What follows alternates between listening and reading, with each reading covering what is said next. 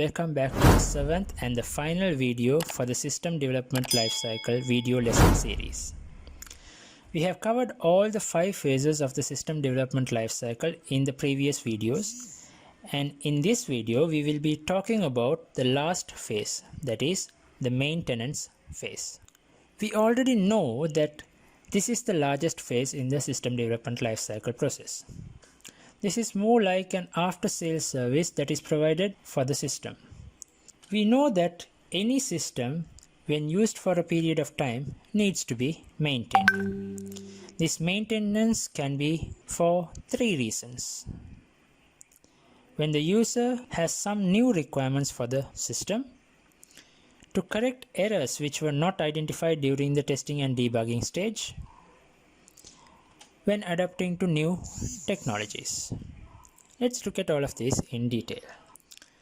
A new user requirement.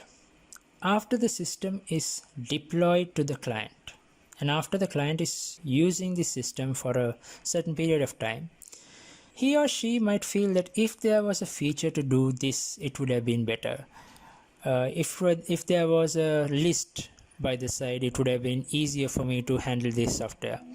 So these are the new requirements the user might want after using the system. After using the system for some time, they will realize that these are very essential for them to do their work with the system. So what they would do is, they would ask the client for these new requirements. These are the things that the user forgot to mention during the requirement specification or requirement gathering stage, that is the first stage of the system development lifecycle. When the user wants these new requirements, they can pay an additional amount and then get these new features in their system. This is one of the need for maintenance. The second need for maintenance is for correcting errors. So when a client asks for a system within a certain period of time, the software development team will somehow make this software and give it to or deploy it to the customer. The system will be working fine for a certain period of time, but later, when the system is getting older, bugs may appear in the system, that is, errors. These errors were not found during the testing and debugging stage.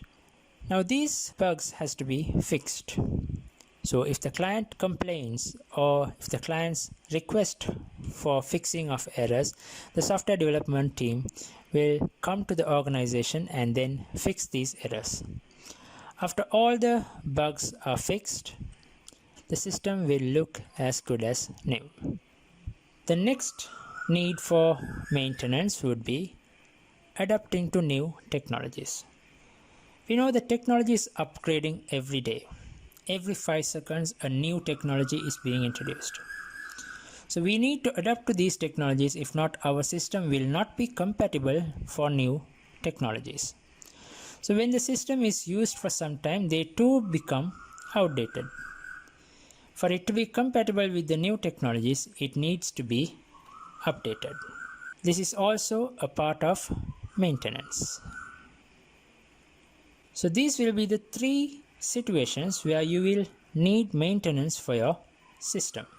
Next, let's look at the system development lifecycle models. A system development lifecycle model tells us how we arrive at a solution. This tells us how we amend the stages in the lifecycle to arrive at a solution. There are different methodologies used to develop software today. We choose one of the methodologies depending on the nature of the system being developed. So as we know, there are different software development methodologies like the Waterfall model, Iterative incremental model, prototyping model, and the spiral model. Out of these, we will focus on the Waterfall and the Iterative incremental model. The Waterfall model. The Waterfall model shows a linear development method. That is, it is going to go one step after the other. So one stage has to complete before starting the next stage. This is one of the features of the Waterfall model. Now the disadvantage of this is it will take a long time because each and every stage has to be completed for us to start a new stage. That means it is going to take time. They are going to take a lot of time because they cannot go back to the previous stage like in other methodologies.